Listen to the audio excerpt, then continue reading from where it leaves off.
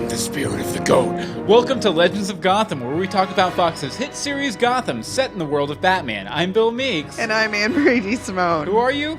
I'm Anne-Marie DeSimone. Yes, you are. And we're back with a spoiler party, as we like to call them. A very serial. We're taking it very serial. Spoiler party here at our usual time, Tuesdays, 8:30 p.m. EST at live.universebox.com. With our chat, right now we have Win and Bobby, but we're hopeful some more Gothamites might show up here eventually. Where are you guys? But we're here to talk about all of the news from Comicon, all the casting news, and also the DC Cinematic Universe news, because a couple trailers dropped this weekend. So much awesomeness. Yeah, so excited about what's going on. I know at least one person in our chat isn't so much, but that's okay. We'll forgive them this time. We accept all kinds around here, even people who don't like Batman v Superman and Suicide Squad. That probably hurt a little bit, huh? Yeah. Okay, but we did have a couple things we wanted to mention here right up at the top before we get started. Anne-Marie, well, actually, you got to take the first one. Yeah, I'll go ahead and take the first one. We just wanted to let you guys know we have been doing a lot of the commentaries and everything for the past several weeks. You may have noticed. I think we have almost the first 10 episodes of Gotham commentized. Crazy. Commentized? I guess, or commentarized. Commentarized. But we're going to be back next week for another normal episode here Tuesday, 8:30 p.m. EST at live.universebox.com. We're going to be talking Tim Burton's original Batman film, as well as some DC Cinematic Universe stuff with a very special guest. Now, if you might have heard of this person from, say, The 100 or Once Upon a Time. You may have been told to pour one out for him. Pour one out for this guy, possibly? Possibly. Pour one out for him. Yes, our guest is going to be the famous actor Jared Joseph, right here, yeah. And like I said, you might know him. He was Gus Gus / Billy the Mechanic on Once Upon a Time. He played, Wilson Corvo on the show Mistresses, which I'm not familiar with, Jimmy on Wayward Pines, and Nathan Miller on the first 2 seasons of The 100. I guess a pretty popular character, but he came to us through our Once Upon a Time podcast. Yes, when we basically harassed him on Twitter until he sent us a voicemail. Yeah, and he's become sort of my Twitter buddy, and he was wanting to talk some Batman because he loves the Batman. So we're going to talk Burton's Batman, which we've been meaning to do. And we really have for like a year. And get a new perspective on some of the stuff we're talking about tonight, too, with the DC Cinematic Universe stuff. Okay, and let's see here. This next one now, some people have floated out the idea to us of having forums or something like that, some official sort of forums. And, well, I don't want to necessarily put that on our servers or anything like that. Oh, wait, hold on. I put it in the wrong address here.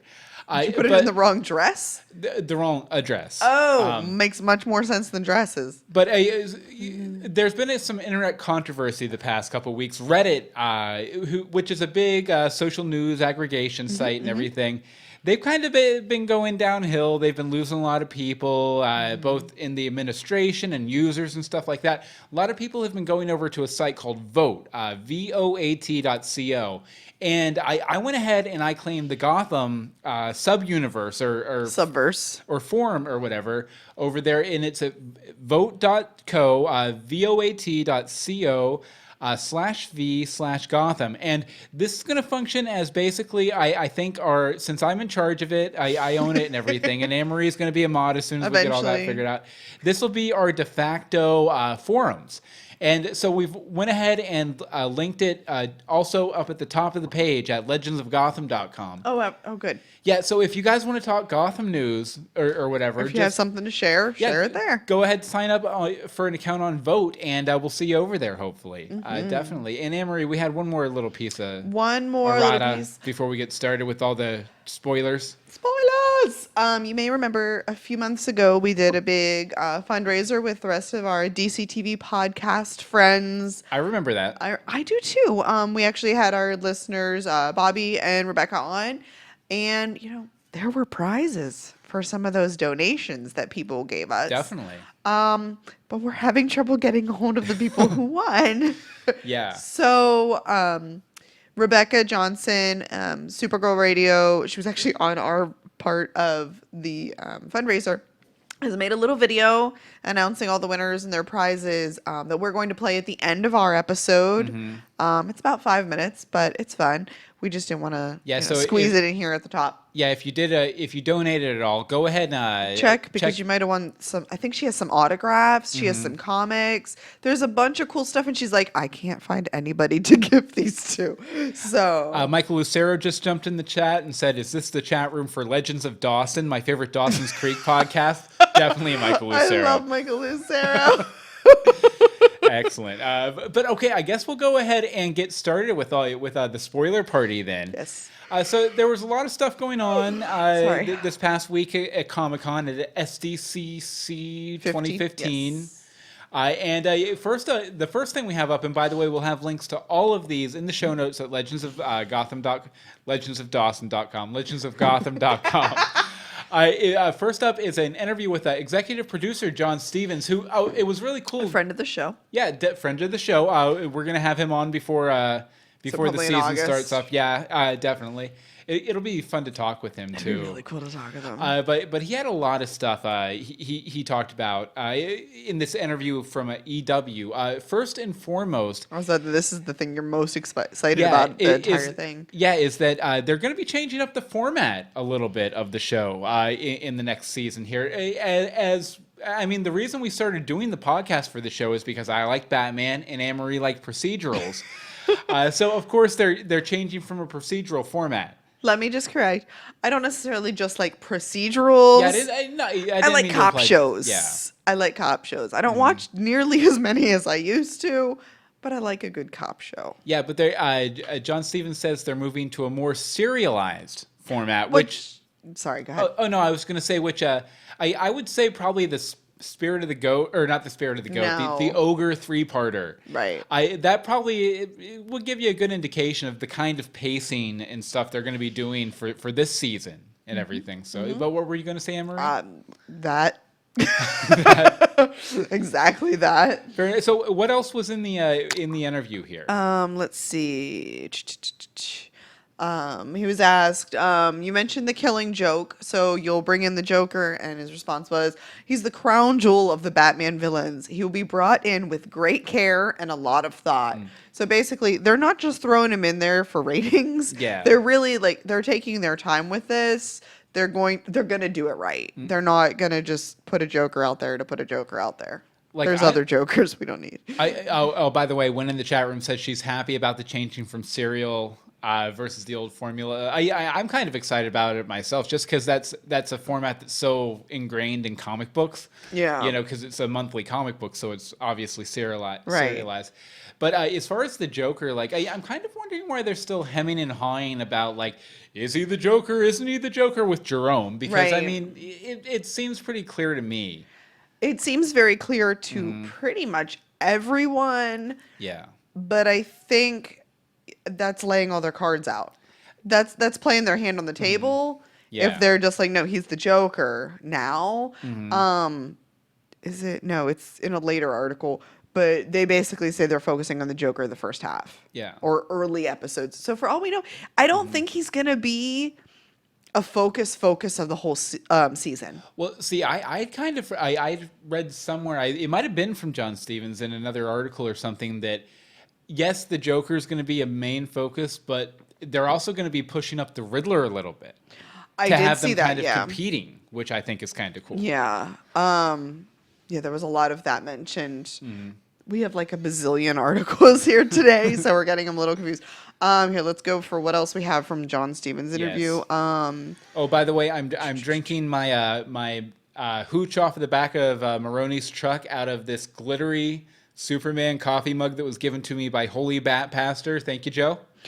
Very much appreciated. I'm just drinking Sam Adams Summer Ale out of a bottle because I'm classy. Because it's a spoiler party, you have to drink. Because it's a spoiler party, you have to have a beverage. So let's see some other things from that article. John says, well, I will say David is without a doubt the best actor ever to play the part of Bruce Wayne. Without doubt, including the people who played Batman.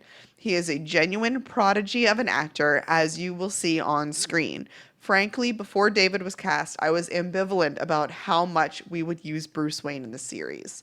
Oh yeah. That is major props for a 14-year-old boy. Oh, definitely. And Like, yeah, he's a great Bruce Wayne. he's an for sure. amazing, and you can tell that it's a lot of acting. Sorry, I'm just going to keep cutting you off Oh, no, it's tonight. fine.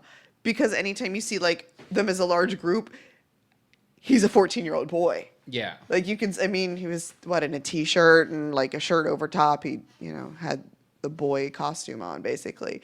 And then when you see him on screen, he's polished and on point. And, He's that's playing a not character almost. But the fact that he's pulling it off so well, you don't see much of that. You don't see much of David in Bruce. So, sorry. Oh no, it's fine. And I definitely agree that he's definitely one of the best people to ever play Bruce Wayne for sure. I almost, and we'll get into this a little bit later. I almost think Ben Affleck might have him beat out. Affleck. Ben Affleck reminded me so much of like the Batman the animated series Bruce Wayne in that trailer that we'll be talking about in a few. The jaw. Yeah. He has the jaw. Definitely. But All right. Do you want to take the last one? Yeah. And to wrap up this interview with John here, it says one of the great things about the Batman world is the characters have no superpowers. Nobody flies or leaps over buildings. You start with psychology, and that's where we build from. Which is cool, but I at the same time, there are villains in the Batman's universe that have supernatural abilities. But maybe those aren't the ones we're exploring. Yeah. And if we are exploring those characters, maybe it's not actually a superpower. Maybe it's a genetic mutation from a chemical. They're not letting anybody... We're not having Superman, okay? Well, I mean, they do have characters like Ivy Pepper in play, too. But we don't know what she's doing yet. She's just shown up, been crazy, and had a twitch. Yeah, and actually, there's another villain that they've announced that we'll get to a little bit later. It has some supernatural abilities too. By the way, if you're not familiar with our spoiler parties, I'd figure I'd point this out.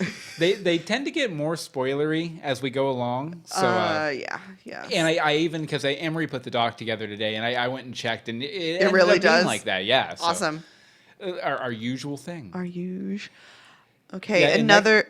Oh, sorry. Go ahead. No, I was just going to introduce. Okay, another interview that we have is IGN interviewed Ben, Robin, and Bruno while they were at Comicon, and we're going to have the link in the show notes. But some of the things that we pulled out from it, Robin Lord Taylor said basically when we. Oh, sorry. Okay. Turn it down a little bit. When we pick up Oswald's living his dream. His dream has come true, and it's so easy for him to play because having this character is basically Robin's dream come true, which you can see in every interview and every interaction of him at Comic-Con.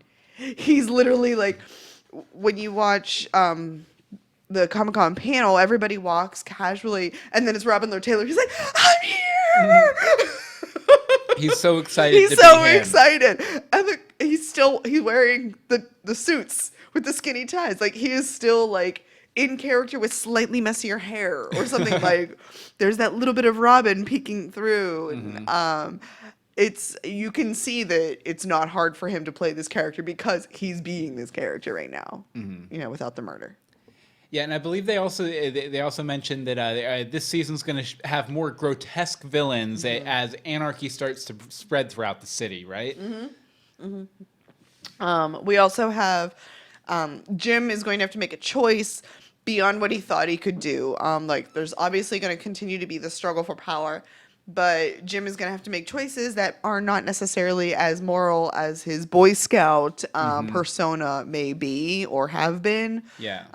Even at his worst, we're probably going to see something worse than that.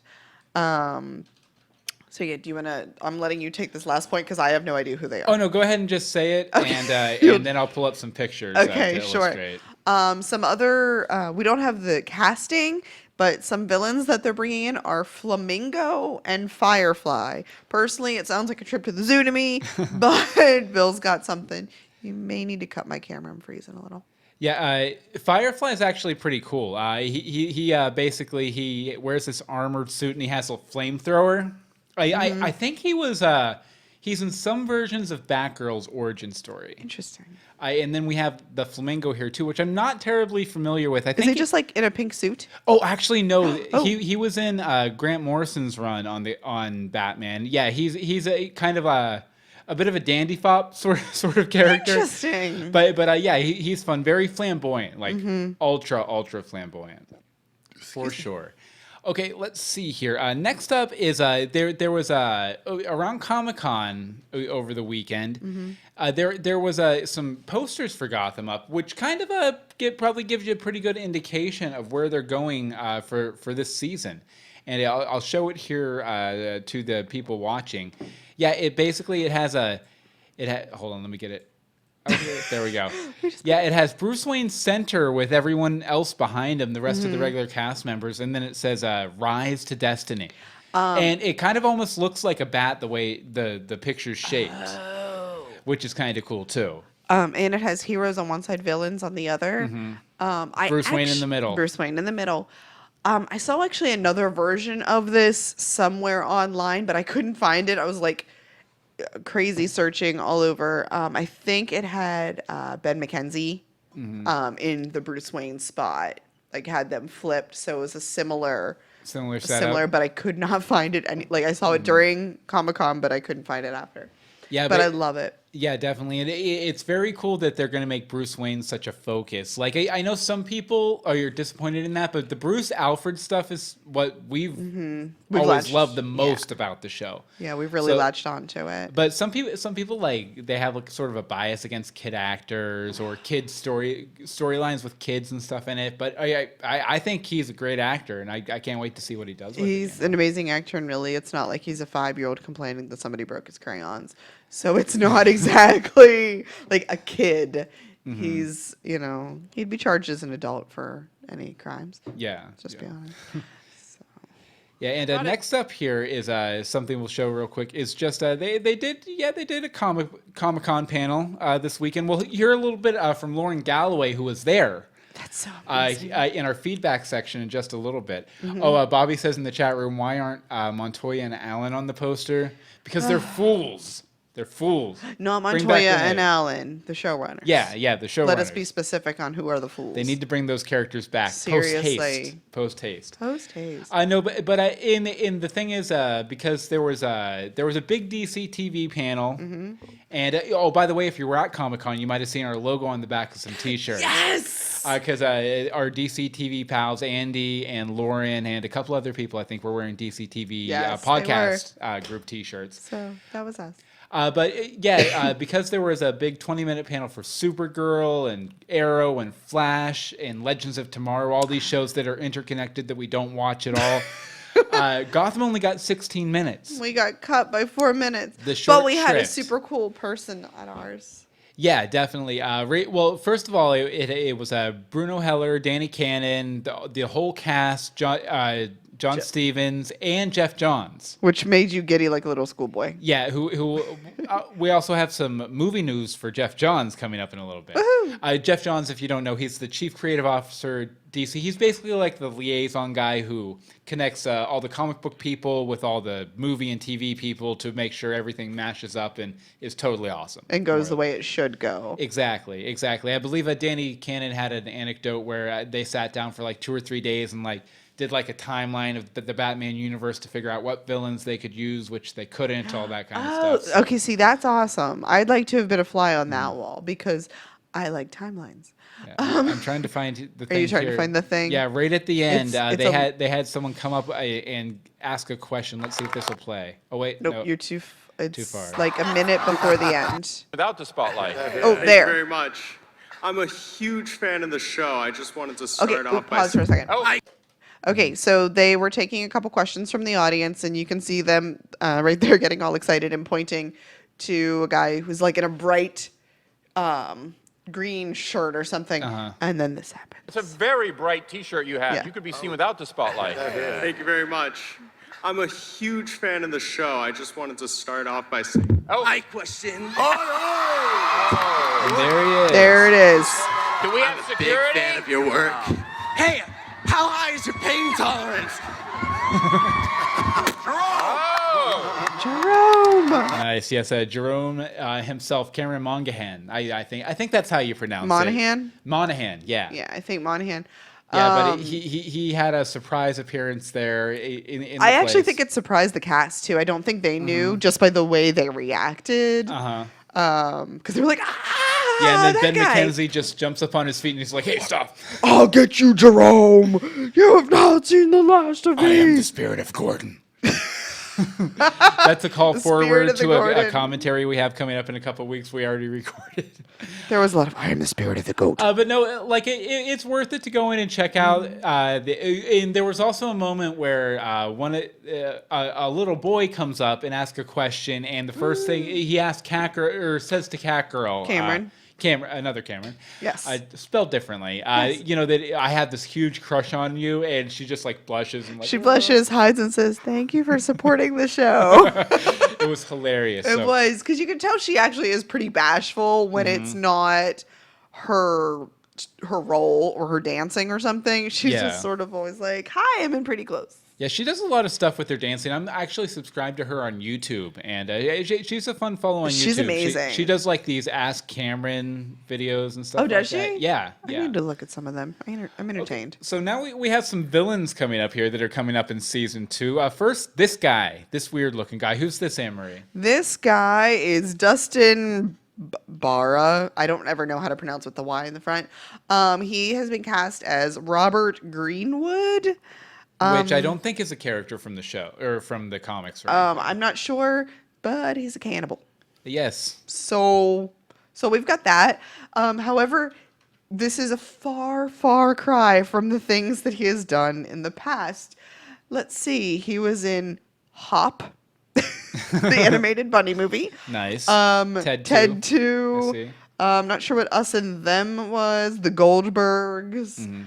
Californication. Yeah, I think he's a comedian. Yeah, so. he has a comedian look about him. Definitely. So that should be interesting. But a cannibal on season 2, that'll be fun, right? A cannibal. Yes. The cannibals. The cannibals. The cannibals. Okay, and next up here, let's see, what do we have next here? Oh, I think you're good. You're good. I thought you were frozen I've for a been second. stuttering. You might need to. Yeah, let's me. see here. Jessica Lucas, who recently wrapped up a run on Fox's Grace Point, has landed the season 2 role of Tabitha Gallivan, aka the Tigress. Tigress. So we're gonna get the Tigress. Let me go ahead. It looks like she's on the first 9 episodes too. Yeah, well, I think her and the guy playing her brother are kind of series regulars. Like they're going to be constant. They're sort gonna of be taking like the new fish. penguin or the new fish. Kind of like that boiling threat throughout the season. They have him cast as her brother. Huh. Yeah, but Tigress is a Batman villain. She kind of a tiger themed female villain, assassin sort of thing. Interesting. What's that? Okay, so the guy that they have cast as Theo, I'm assuming her brother. that's the brother. Yeah, Which they her don't look brother they is don't look being much played by alike. James Frayne. He's also been on Agent Carter, Orphan Black, True Detective, which is why I'm a little questionable. But I mean, he's listed for 10 episodes. He must just have like smaller parts because he's on shows that are still on. Well, True Detective is kind of an anthology show. They do one season and then they reboot the show. Oh, it's one of basically. those. Yeah. Okay. so- I just questioned because Orphan Black and Yeah, who do you play on Orphan Black here? Ferdinand. I haven't watched Orphan That Black. might. Oh, that's from the new season. I haven't seen the new season yet. Which I've is only then seen- though the question was like why? Because new shows anyway. So there's that guy. Who else? We got some more casting. more no, casting here. nope, just more statements. I think those were our only major casting statements. Let's see. Then we had this article from LatinPost.com. Latin Post. I'm trying to pull it up here, but go ahead and talk Pull about it it a up. little bit. Sure. Some things we learned from it. Definitely going to get more Lucius Fox. Which is very good. Which Yeah, is very yeah, good. I know that actually- made you happy. Yeah, he's actually been tweeting that he did his first couple days of work over the past couple days, and he tweeted a picture of him and Sean Pertwee. Nice. So, yeah. Nice. Let's see. The Joker origin will be the beginning of the season, which is what we talked about earlier. We will be getting Mr. Freeze.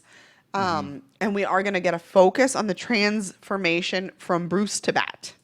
Very nice. which is going to be fun. That has me very excited. Seeing as how all of the writers are down in the cave alone with their thoughts. Yeah, Sean Pertwee said too. I think in that panel that they're calling themselves Team Good Guys. Yes, Team Good Guys. Team Good Guys, and it's going to be a much more adult relationship between him and Bruce too. Good. And more of like the partnership that we see later in the comics and everything. Right.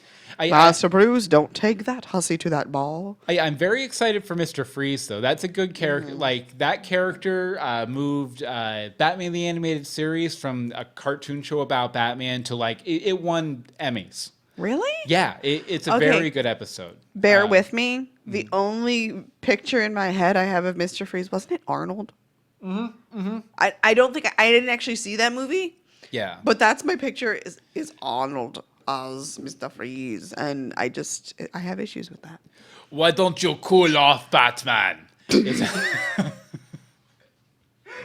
We should never ever Have- no. No, wait. Have ice day, Batman. These are like actual lines from the Batman and Robin Have an movie. ice day. We'll watch it sometime. It's pretty bad. That's awesome. Pretty bad. So yeah, And we have even more Bat villains coming. there is. too. I mean, the fact that this is being moved to being serial versus procedural is kind of crazy with how many villains. Like, they're not kidding when they're talking about everybody's rising. Yeah. Well, if you were one of those people that complained that they had too many villains in season one, you're gonna have more complaints. You're gonna in really season be two. complaining now. Because sure. now we are going to have Mad Hatter and Clayface. Two of my favorites. Two of your favorites. See, yeah. Clayface and Mad Hatter are both villains we're going to bring in. They both have great backstories and great personalities. Clayface especially is a character I want to explore.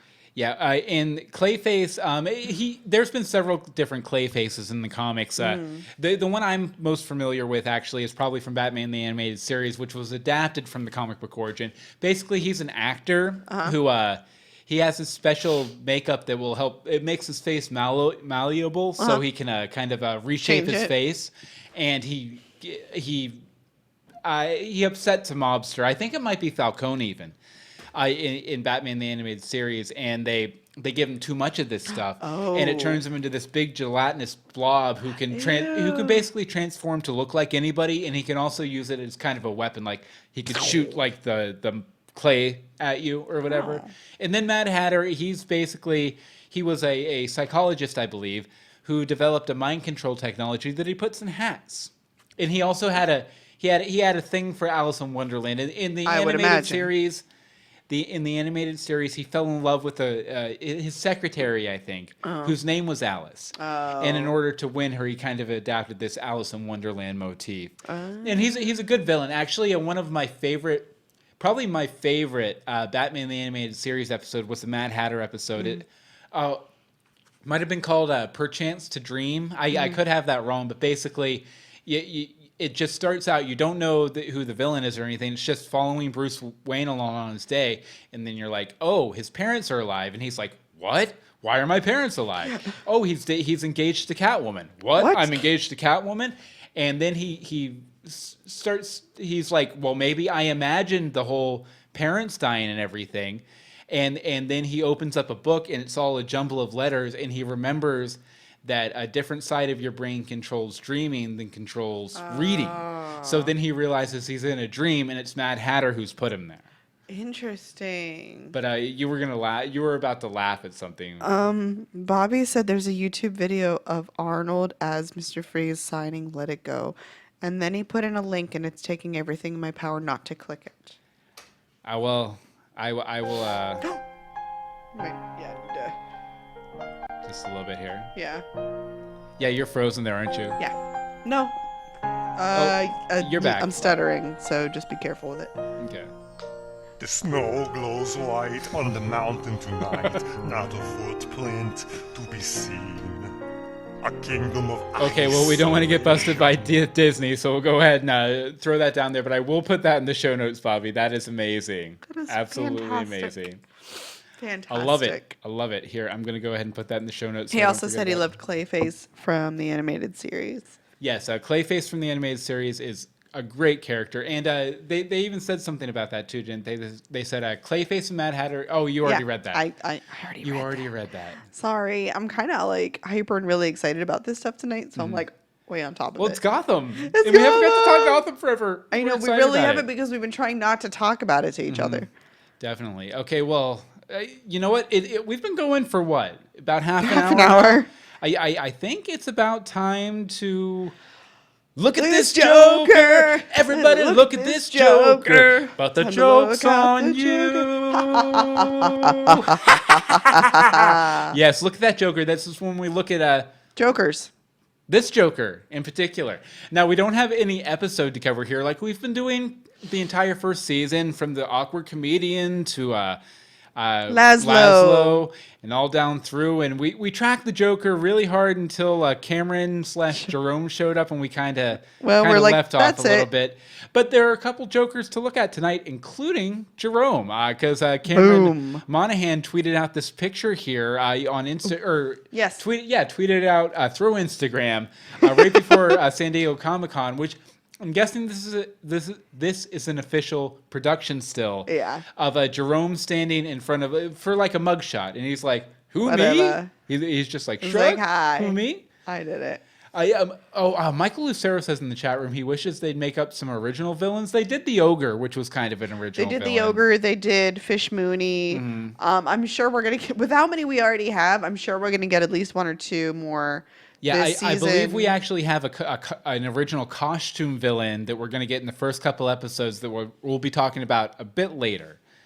But yeah, this picture looks pretty good. It's but I mean, it's just basic. Him just standing there like, huh? What? Huh? Yeah. I'm Jerome. I'm Jerome. I'm Joe. But then there's that other Joker. Yes, this Joker is much more exciting, and that is Jared Leto as the Joker in Suicide Squad, which we're very excited about. Make it bigger. Make it bigger. The worst of the worst. Can I make it bigger? Oh, I guess not. I can't make it bigger. I guess I can zoom in here. There we go. Nope. Oh. Hi, Cameron. Yes, but I'm very excited for Suicide Squad. If you don't know what Suicide Squad is, it's Then you're just basically- like me. It's kind of a Seven Samurai or something like I think that's the right reference, but it's basically a group of DC villains that they recruit to take care of something. That something is a big question mark right now. For the good guys, and they're like, if you do this good thing, we'll let you go. You don't have to be in jail anymore. Right. DC villains, and it includes Harley Quinn, played by Margot Robbie, I think. Will Smith is playing Deadpool. Yeah. Deadshot. Deadpool's that movie. Yeah, out there. Deadpool's Ryan Reynolds. Yeah. And most relevant to this conversation, Jared Leto's playing the Joker. Harley. Yeah, there's Harley right Harley. there doing her Cirque du Soleil thing. So creepy sounding. Yeah, and the tattooed man is also on there. Katana, the Enchantress. Okay. These are a lot of Can you do me a villains. favor and point them out because I don't know. Well, that was Will Smith back there. That was this Will is Harley Smith? Quinn. This is Killer Croc. He's a big Batman villain.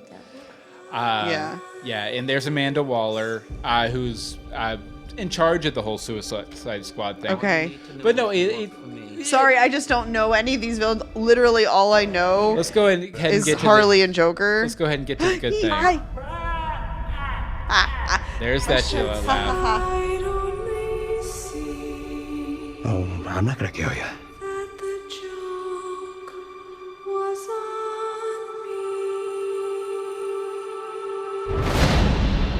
I'm just gonna hurt you.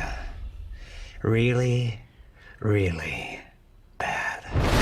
Yes. Super creepy. Super creepy. amazing.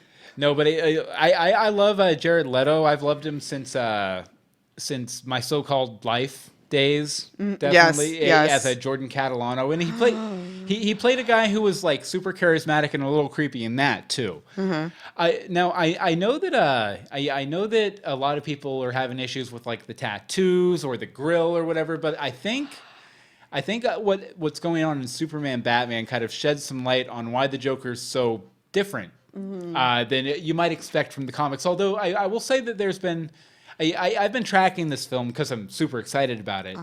And there are a bunch of scenes with the Joker in a more traditional costume, more traditional role, probably some flashbacks and stuff like that too. So you don't really get to see it in this trailer, but like there's been some videos from the set leaked and stuff, and Leto has the physicality of the Joker Yeah. down. Like it felt like watching Mark Hamill's Joker from Batman the Animated Series move around. Right. So I think he's gonna do okay. Our chat room, however, does not agree with us. Oh, they don't. What, They what do are not. saying? Let's see. Bobby says the more he sees Leto as the Joker, the less he wants to see. His appearance makes no sense to me. Well, Bill just covered that.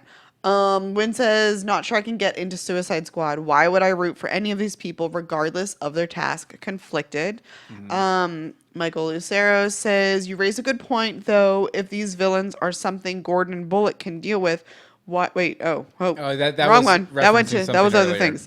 things. He also says he knows nothing about Suicide Squad. Anyway, Bobby, the song choice reminds me of the songs from Maleficent or Avengers 2. And I would say to win. A good point on the song, Bobby. But I would say to win as far as like why should I care about these people? I think it's just kind of a fun romp. It's a bit of a just kind of like it's almost like a heist movie, like in Ocean's 11. Those are all bad guys, but they work so well together and they play so well together that it's fun and it's dynamic. It's a bunch of characters thrown into a situation working towards a goal, which, is the basis for a lot of great movies. But they really could turn on each other at any moment. Exactly. Type of deal. And Also, I think if nothing else, it's going to reveal a lot of the DC cinematic universe, even more so than Batman, Superman, because there'll be room to do so. It'll reveal a lot of that texture to it. But I also think, like, it's kind of that, humor me, every girl sort of has a little bad boy thing. And then this is what you get with that.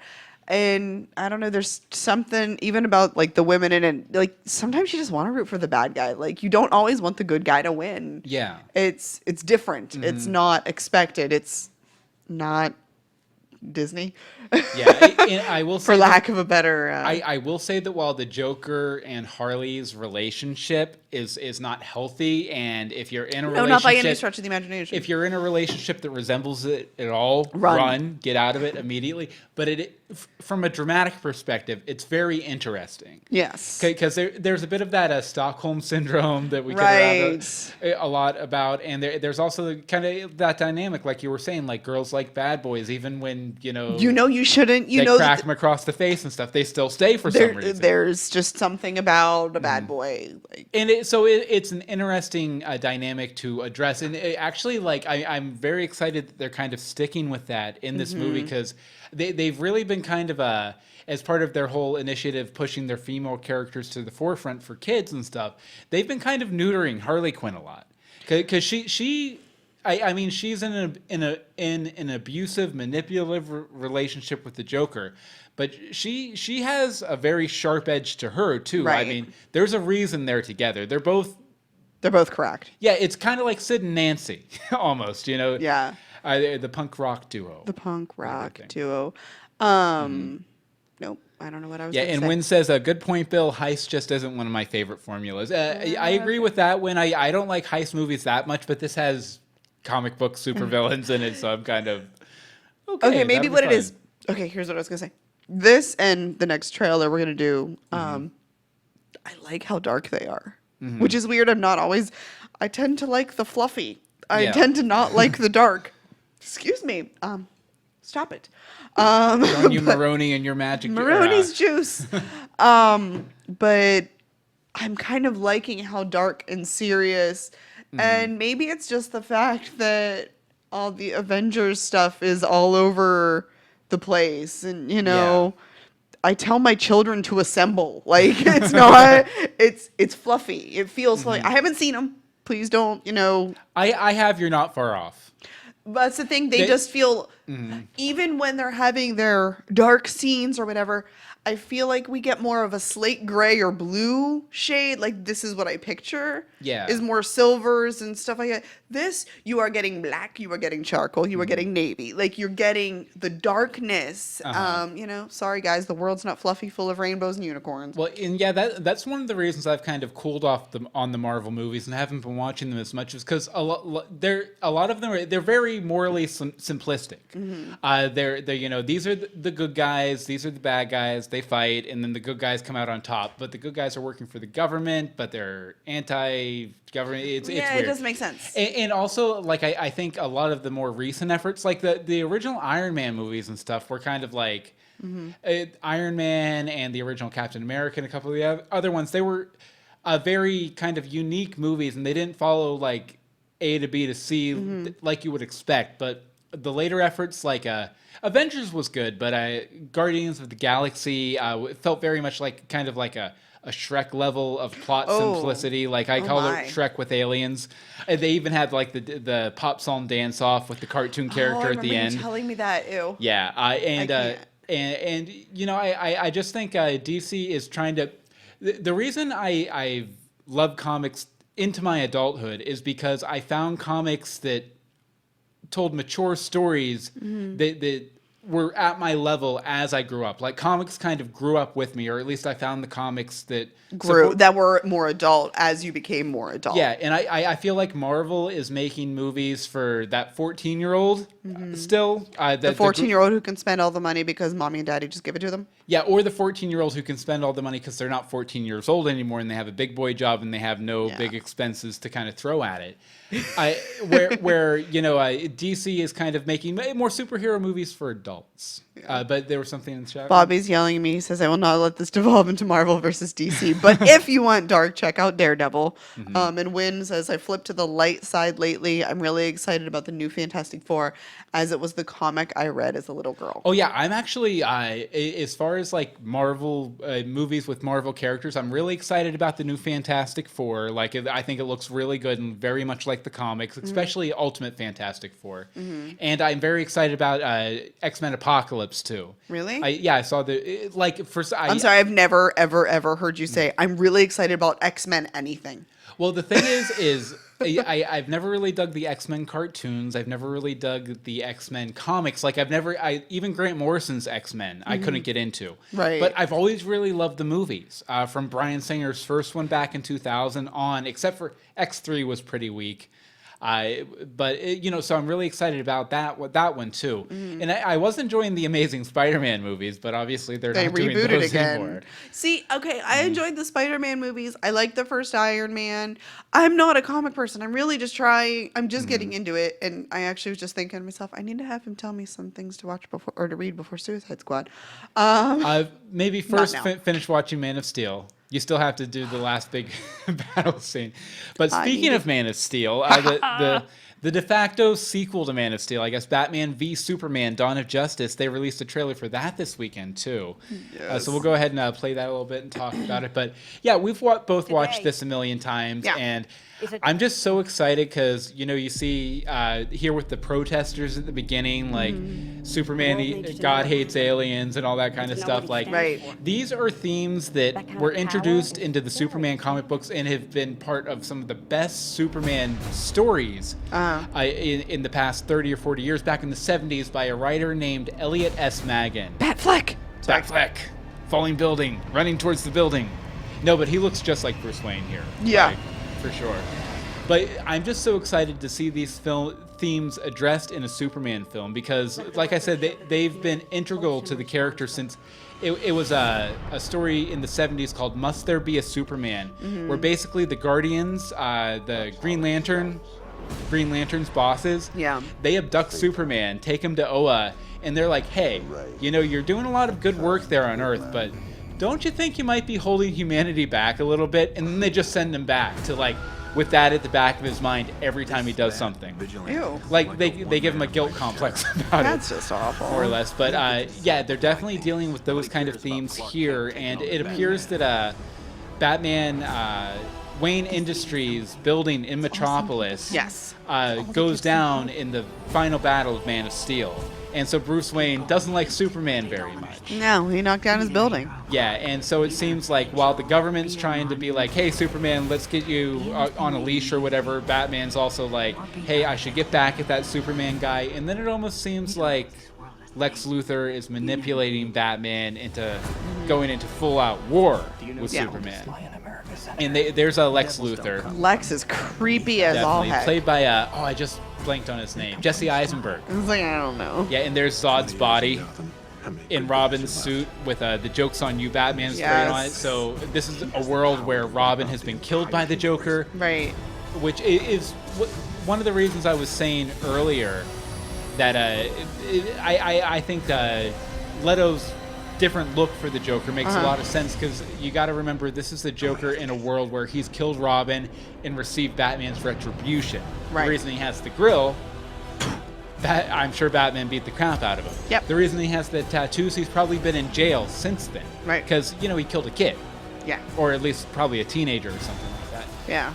But I'm just very excited because this is basically like the neutral starting point DC comic book continuity for Batman, where Joker killed Robin, and obviously Batman. Oh, and then we have Wonder Woman. Yeah, Wonder Woman looks like is going to be coming in during the final battle too. But Does she have she has a movie coming yeah, too, right? she has a movie. Hers will be the next one after Suicide Squad, I believe. Okay, well, Batman red v capes are Superman. The red capes are coming. He sounds so good, like a creepy old man. But like, Batman v Superman and Suicide Squad both come out in 2016, correct? Yeah. So that means Wonder Woman's 2017. I think so. Yeah. Okay. I don't have the I feel full like I have breakdown this here. awesome music going on for my head. Yeah, I don't have the full So, breakdown here that's or anything. fine. See. But you as a non-comic book fan, what did you think of the trailer overall, Anne-Marie?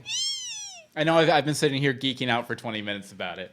I'm really excited about it. Like, again, it's really dark, but no, I don't know what to.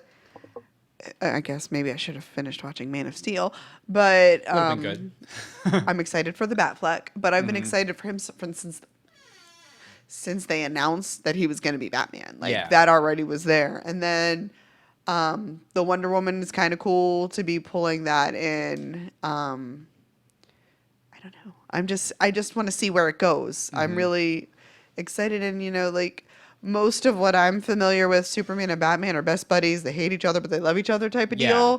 Which I'm sure is where we'll get to by the end of the I'm movie. sure that's where we get to. Sure, They'll be making out by the end of the movie. that might be guaranteed. excessive, but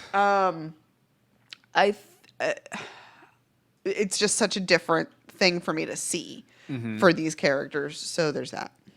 Yeah, and I definitely think with the whole Robin costume, with the Joker thing and everything, I have a feeling that Leto's going to end up showing up in this movie too. Like maybe just at the end, and maybe that'll lead into Suicide Squad. Yeah. But Do we know? Oh, hold on. I'm trying to pull up which comes out first. we and know stuff. that Affleck is in Suicide Squad as Batman. And we know that Joker is probably in Batman vs Superman. Yeah, well, there hasn't been any confirmation on that, but They've strongly hinted that it's possible. Plus, almost any time that Batman and Superman meet up for the first time, it's Lex Luthor and the Joker as the villains. So I feel like the Joker is going to be in the mix there somewhere. Right. One other thing I want to point out before we move on from this is just I think it's very interesting that now in the comic books and in various TV, movie universes and stuff, Metropolis and Gotham City have always been pretty close. A lot of times they're on opposite sides of a fictional state they make up for the Right. comics called New Troy. But in the movies, they're going to have them like right across the bay from each other, like basically the difference between Oakland and San Francisco. That's awesome. Which it will provide a whole new dynamic, I think, and also kind of makes the whole Batman shining the bat signal up in the sky make sense because before when they had the little teaser with it last summer, I was like, okay, well, they're just doing it to illuminate Superman or whatever in the sky. But no, I have a feeling that Batman's shining up in the air to be like, hey, Soups, I'm over here on the other side of the bay. Why don't you come over and have a talk with me? Yeah. But he's all armored up, so I'm sure it won't just be a talk. Probably not. Wynn says that although it looks like yet another film where the musical soundtrack is too overdriven and drowns out the dialogue, I hate that. Yeah, that definitely does. But it's very trailer. kind of epic, kind of pumping music. But I mean, that's kind of appropriate for this epic big movie too. Like, yeah, I don't know, man. Like, I'm predicting this movie is going to be like Well, it's definitely going to be the highest grossing film of all time. Like, I think it might be the first film to hit $2 billion. Just because these hi. characters are so recognizable the They're world both- over. yeah. And international box office is so important these days that I think it's going to do pretty good. Pretty good. So what's our next story here? Yes. Next up, More Batfleck. more Batfleck. Just a little bit. They announced at Comicon that Ben Affleck is going to co-write, direct, and star in a solo Batman flick called The Batman, which is a fun title. That is fun bat title. So okay, so this is He'll also be co-writing it with Jeff Johns from DC, by the way. So that's really what the squealing was about. Yeah. So this is like after the Batman movie that's already in production. No, this is the Batman movie that's in production. Okay. Because there wasn't this is the standalone. Yeah, this is the standalone. Okay. See, little Anne Marie Land over here was like, okay, so there's Batman versus Superman. There's a Batman movie. Then there's another Batman movie. I don't know.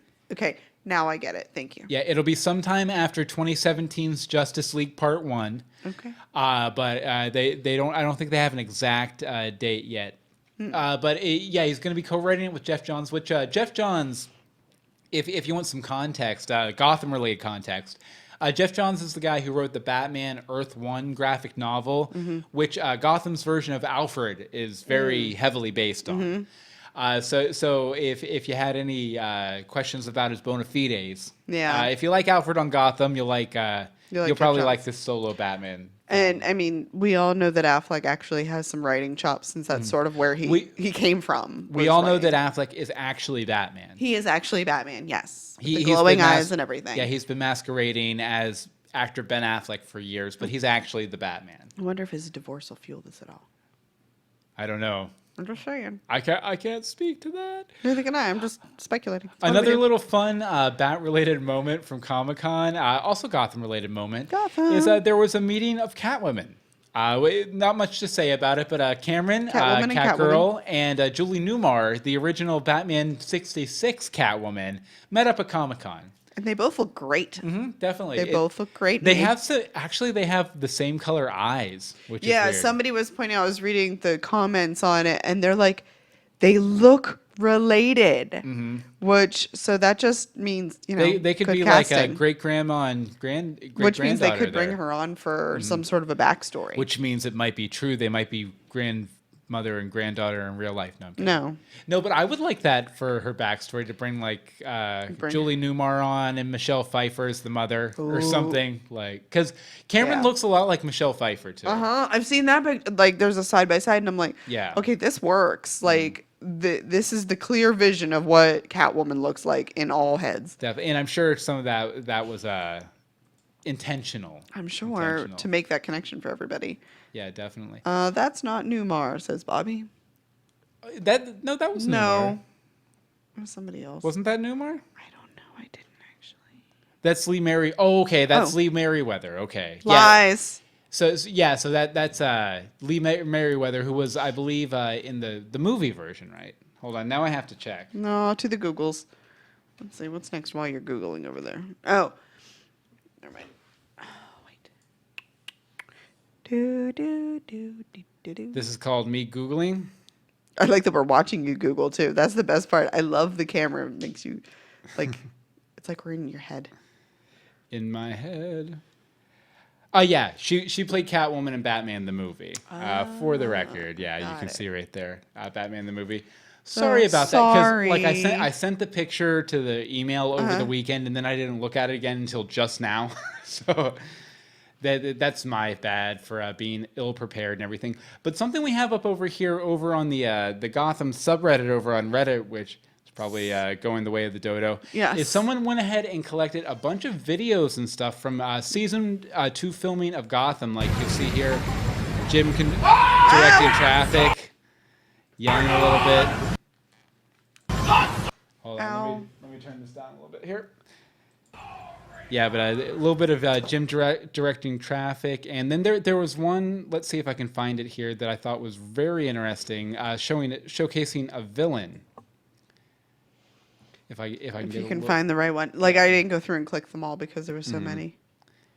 Yeah, but there's just a ton. There's 'cause like this 20. this guy like lives right by where they're doing it and everything. So he's been capturing a ton of footage. There's pictures of Jerome like right outside of like a school bus, which looks like the same school buses they were using to Take cart- Cat Girl up the. yeah, take Cat Girl up the river and everything. Yeah, there's a school bus right there. I'm trying to find the picture of Jerome. Good luck. Yeah, there's some cop cars and stuff. But yeah, and he's going to be keeping this thread updated while they're doing all the shooting. So if you want to pick that out in the show notes, that would be highly recommended if you want to keep up to date on the latest set spoilers. Speaking of set spoilers, next up we have a shot from Danny Cannon of the cave. Well, the stairs of the cave. Oh yes, Bobby says full frontal googling. Yeah. Yeah, this is from the bottom half of the cave. We've seen some of it. But yeah, this was from their first day shooting in the Bat Cave, or the Thomas Wayne Cave, as the case Thomas may Wayne be. Cave. The Yeah. Wayne Cave. The Wayne Cave. The Stoic Cave. Yeah, I was gonna say the Stoic. The Stoic Cave. Oh, and there's also this video here. We thought we'd just point out to you guys real quick. It's basically it goes through and shows how they do all of the VFX on Gotham, Which is awesome. which is fun. Like all the CG kind of scenery and stuff, and like some of these shots I thought were Real. Yeah, were real. Like because they went and did like a helicopter tracking and stuff like that. Well, that's the thing. Maybe, I mean, they're pulling real elements. They're Yeah. not creating the buildings. They're just inserting them.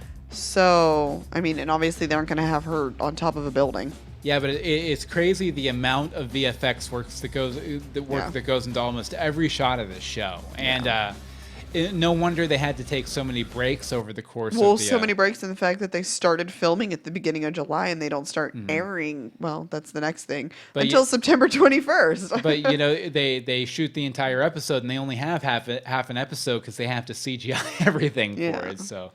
Okay, and last but not least, we'll go ahead and close out. They have announced the official premiere date and the official description. You want to go ahead and read those for us, Anne Marie? As I just said, they will be premiering on September 21st with a full 22 episode season. The official description is: the stakes are higher than ever as Gotham explores the origin stories of some of the most ambitious and depraved supervillains, including the Riddler, the Joker, and Mr. Freeze. And Bruce Wayne uncovers more secrets from his father's past. I like that we have Riddler higher and center billing. there? Higher billing, yeah. Yeah, because based on previous interviews from the creators and everything, we were expecting the Riddler to show up in season 3 as the main threat. But no, it seems like they're kind of going to push him up to the front of the line and have him face off with the Joker for dominance in Gotham, Good. which is cool. Good. I like it. Yeah, people are like, yeah, you can't introduce this many villains. I say the more villains, the better. Like, if we get to the season 2 finale and there's like 30 Batman villains I'm cool with that. amassed and Bruce Wayne in a ski mask going up against them, I'll be super happy. Yep. Super Pretty much. duper happy. Okay, well, we have some feedback and stuff here in a minute, but you want to tell them about our Patreon real quick, Anne Yeah, Marie? hey, we have this thing. It's called a Patreon where you can help contribute to our podcast. Mm-hmm. Currently, we are producing 3 weekly podcasts, Legends of Gotham, Greetings from Storybrooke, and Universe Box, where we talk about all sorts of different stories and videos and the such. And the things. And the things and the stuff and the junk. And you can make a monthly donation at patreon.com/universebox. You can start at 10 cents. I'm pretty sure we only need $1 to unlock our next milestone, though. So Yeah, there's which that. is bi-weekly movie commentaries for our patrons and eventually going out as its own podcast. Yes, But, yeah, we're $1. We have 31 patrons. We're at $199. $200 will unlock the next level, which is the bi-weekly movie commentaries, which I'm sure we'll do some Bat films. Oh, I'm sure we will. I'm sure we will. But we also have a bunch of rewards. You know, we'll sing you a song, draw you an awful picture. We'll do a special podcast just for you.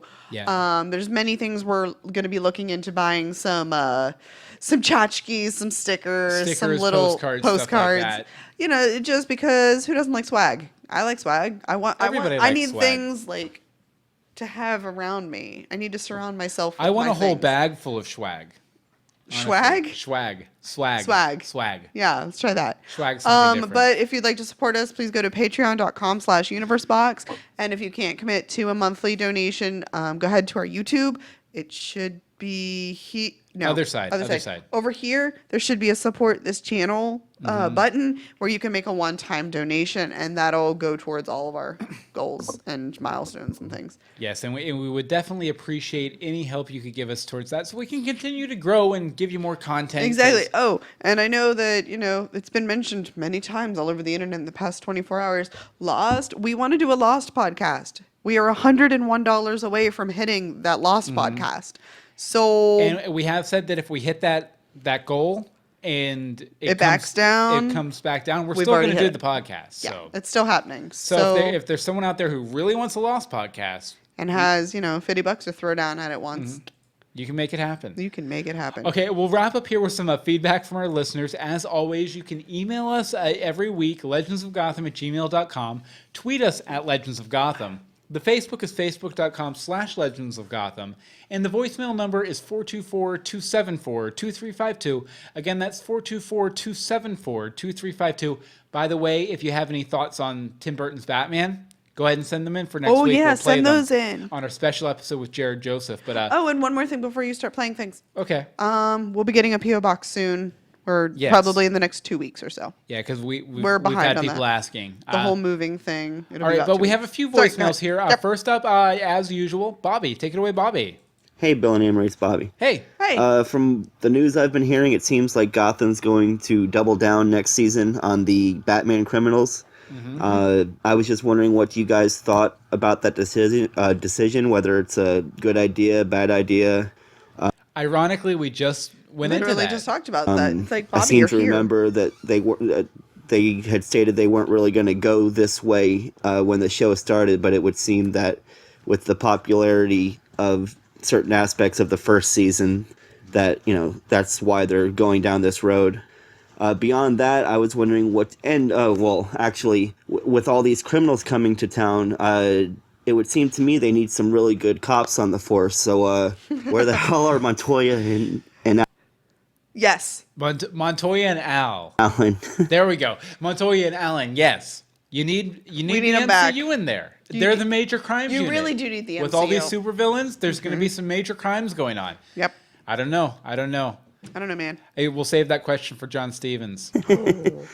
Beyond that, I was wondering what you guys were most anticipating for season 2. For me, it's either what the hell is going on with Barbara, or probably my most anticipated is the last few seconds of the last season. What the hell is going on in the Batcave? Right. Did Bruce's father have things going on in the past? Was he some sort of proto-Batman? That's what I'm most excited for, and I want to hear what you guys are most excited for. Can't wait to hear your thoughts, and welcome to Orlando. Thank you. Yeah, Thank you. I don't think we mentioned that. Yeah, we are recording from our new studio in Orlando. So here we are. thank you, Bobby. No, but definitely the cave is a big one for The sure. cave. What's your biggest, Anne-Marie? I mean, there's a lot of big things. Like I want to see the Penguin knock down a peg. Because it feels like, and this is gonna sound crazy, it feels like it was too easy for him to become the king of Batman. Or The King of Batman. stop it. I'm the King of Gotham. The king of Gotham. But Barbara, really, like, I know you had been like, maybe she's dead. No. No, Girls definitely not. everywhere. There are Homegirl pictures. is everywhere. There are pictures of her on set in like red gloves, like I believe in the same vicinity as Jerome coming off the bus. So. Oh, so excited. So, I kind of think Barbara. As for me, the Bruce Wayne storyline is a big latch on for me. I'm super excited about it, but I think I'm more excited to see how they handled Jerome. Right. Because it's going to be a very controversial character. Because there's a lot of people out there who just haven't been able to get it past go. the Heath Ledger version of the Joker. They kind of have this mental. I love the Heath Ledger version, but they have this mental block that there can be no other Joker. No other Joker is good enough. I'm super excited to get the origin because I view Gotham in a lot of ways as a modern, a stylistically modern prequel to the Batman 66 series. And so I'm kind of interested to see how that, so I'm imagining Jerome's origin story to be that Joker's, the Cesar Romero Joker's origin story. So I'm interested to see how that guy got put together. And it's one of those things, like, I'm just excited to see new takes on things too. Like, because I mean, we've had like the Killing Joker origin, which has kind of been the de facto origin for 30 years, and the whole Red Hood element, which has been the de facto origin since the 40s. Right. And obviously, they're not going to be able to do either of those, at least precisely or anything. So I think it'll be very interesting to see for sure. Anne-Marie, you can go ahead and duck out there for a second Sorry. if you need to. I think I hear somebody at the door or something. Oh, no problem. Let's see here. Next up is Lauren, who went to a San Diego Comicon and actually got to go to the DC TV panel at Comicon. So take it away, Lauren. Hey, Legends of Gotham. Hey. This is Lauren Galloway from How's the it going, Flash Lauren? Podcast. And I just wanted to call in just a quick message to say that seeing the cast of Gotham at Comic-Con was an absolute treat and a highlight. Just to see them all up on stage talking about the next season. Some notable things that happened. You can definitely tell that Alfred and young Bruce have an incredible relationship with each other on screen and off screen. Oh, yeah, they're buddies. It was also great to see Ben McKenzie and hear him talking about Gordon's kind of the rise of Detective Gordon in season 2 and how Bullock really has to decide if he's going to be a good guy or a bad guy. It was also great, the actor who is potentially playing the Joker, you guys may have seen this online, but he crashed the panel right in the middle of a fan question. He grabbed the mic and security had to drag him out of there, and that was Nice. That was just really cool to see.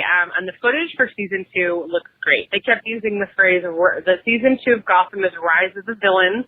And See, I didn't know they had footage. There was footage? There was footage.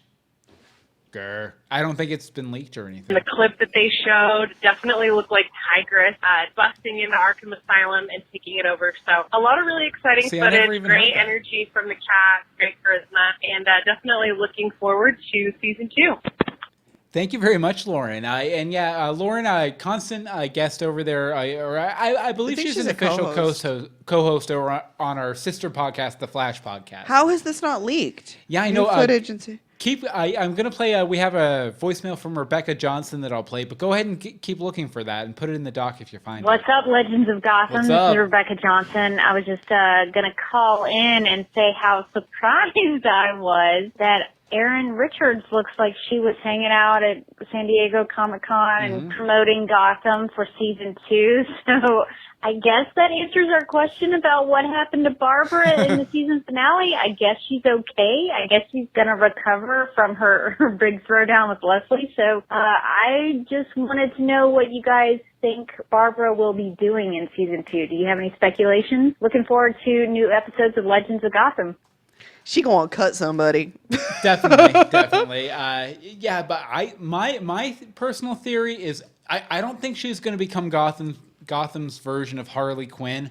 I think she's going to become the girl that makes Jerome fall in love with a girl like Harley Quinn.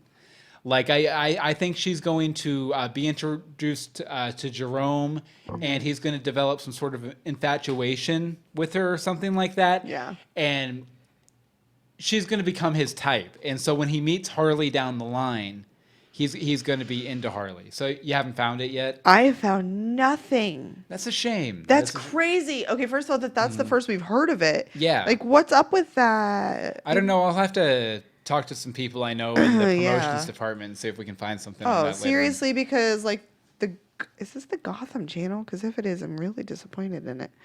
But, no, there's... Yeah, hopefully we can find that clip, though, for sure. Okay, Sorry. here. Yeah. Oh, no, it's cool. You want me to read something? Yeah, you want to read this letter from Troy? Sure, this letter from Troy. All right, hi, I just discovered your show through the DC TV podcast family. Whoop, whoop. And I wanted to tell you how much I appreciate all your work. I'm a truck driver, and I have a lot of time on my hands behind the wheel, and listening to you guys talking about all the geeky things I love really helps make every trip infinitely more enjoyable. Oh, Well, thank you. Very much. Thanks so much for all your hard work, your insights into the show, your critiques, insights, and theories. It's yummy candy for my brain. Fantastic.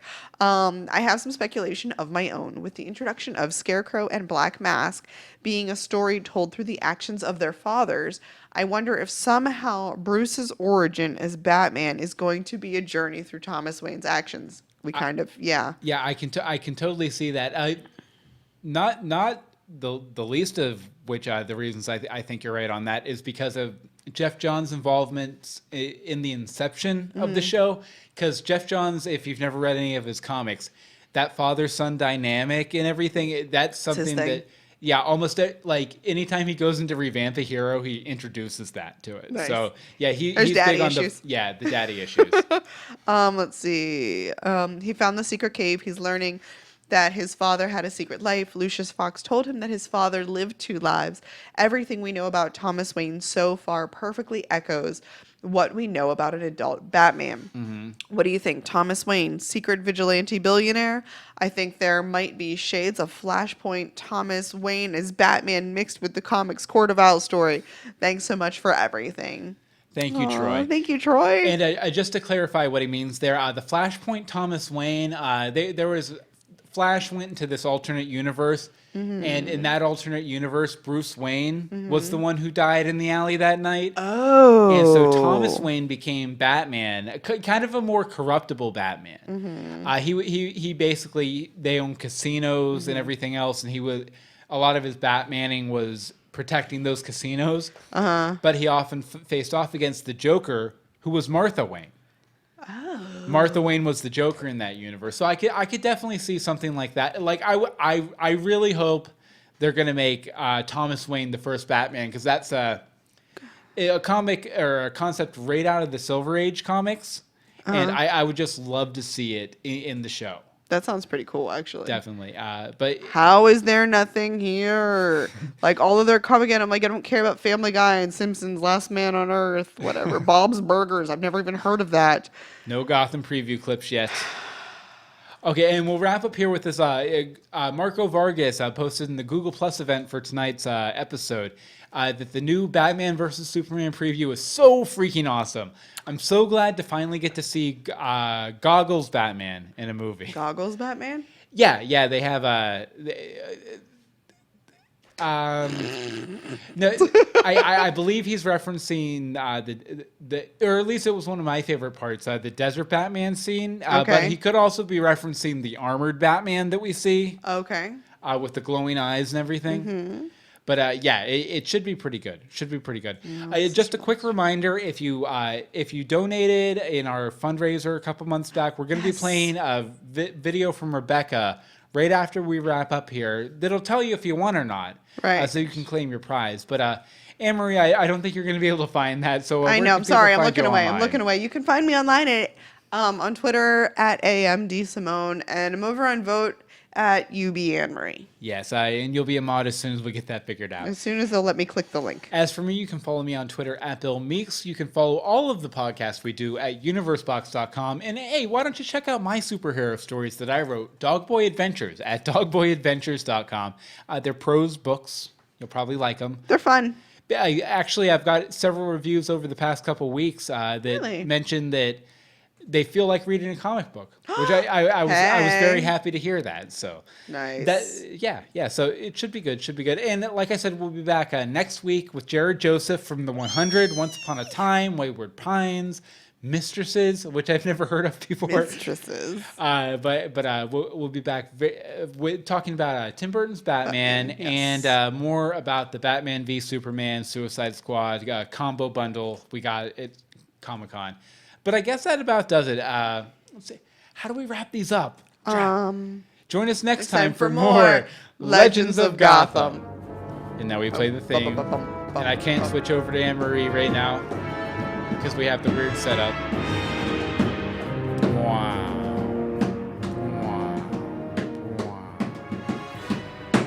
Okay. Thank you guys very much in the chat. Thank you. We're going to go ahead and play. Stay tuned for Rebecca's video. Yeah, we're going to play Rebecca's video, and then we're probably just going to dip out right after that. But thanks, guys. Night. Bye. Actually, here, I'll show Anne-Marie real quick so she can hear bye too. Bye. Bye. I think it's this one. Hey everybody, it's Rebecca from Supergirl Radio, and I'm going to be doing the raffle for our DC TV Podcast Cancer Research fundraiser. So for anybody who donated to our cause, the Winship Cancer Institute, your name was put in this hat. Now this hat is actually what's called a cancer cap, and it's one that I wore. It was my favorite one that I wore during my cancer treatment when I lost my hair. So I thought it was appropriate to put all of the names in this hat. So I'm shuffling them around. So I've got a couple of things that we're going to give away. The first item is this Batman comic. It's a special 75th anniversary edition from the Batman exhibit, the Warner Brothers Studio Tour. And so I'm gonna give that away, and maybe a few cool things back here as well. So the winner of the 75th anniversary Batman comic from the Warner Brothers Studio Tour is Morgan Glennon. So I don't know if you can see that. So Morgan, I'm going to send you this in the mail. So please send us your information at dctvpodcast@gmail.com. I'm going to shuffle it up a little more. We asked our friend and listener Chris Barnes if he would draw us some art to represent some of the shows that we covered to give away, and he sent us some cool things. He sent us this Flash, Reverse Flash artwork there, and for Arrow fans, he sent us this Oliver Queen Green Arrow, and he also sent us some cool Supergirl artwork. So initially I was just going to give these away as separate items, but I thought it was too cool not to give them away together because they should go in the same collection. So we're going to give away Chris Barnes artwork now, and you can check him out at the mightycrispy.blogspot.ca. Check out his stuff. All right, giving away Chris Barnes customized art. And the winner of this is Matthew Moore. So Matthew, if you would send us your information, your address to dctvpodcast@gmail.com, we will send you that cool art. I went to Walker Stalker Con and found some people who donated some autographs for us. So we're going to give those away as our last big prize. So the first autograph we're going to give away is this signed picture of Laura Vandervoort's Supergirl. So I can attest to the fact that this was signed in front of me. It is the real deal. It's not some fake signature. I actually spoke to Laura and told her about the fundraiser that we did and how proud I was of everyone who donated. All right, shuffling it up some more. All right, the winner of the Laura Vandervoort autographed signature is Sam McDonald.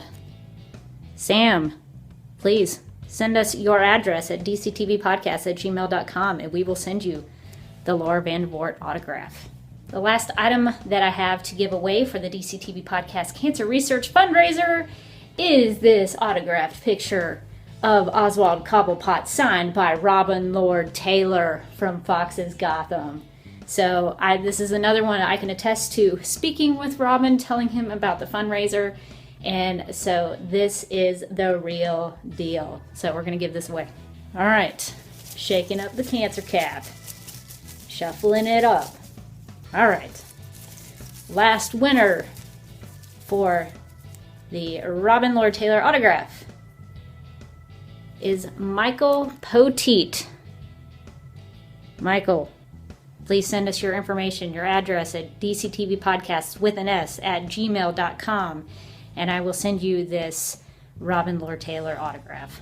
Well, guys, that's it. That's what we've got to give away for our raffle. Thank you so much for donating, and I am so excited for you guys to get these items, and maybe we can do it again sometime.